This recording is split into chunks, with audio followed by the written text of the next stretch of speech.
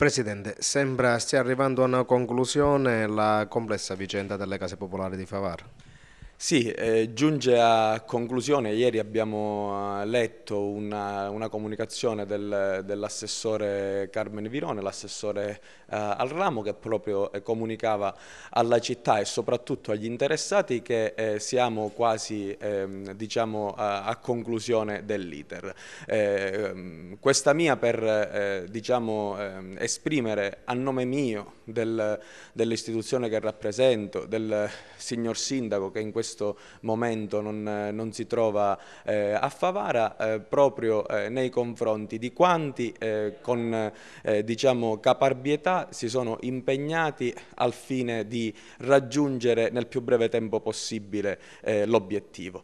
Abbiamo quindi il problema era legato alla energia elettrica, come oramai è cosa nota. Abbiamo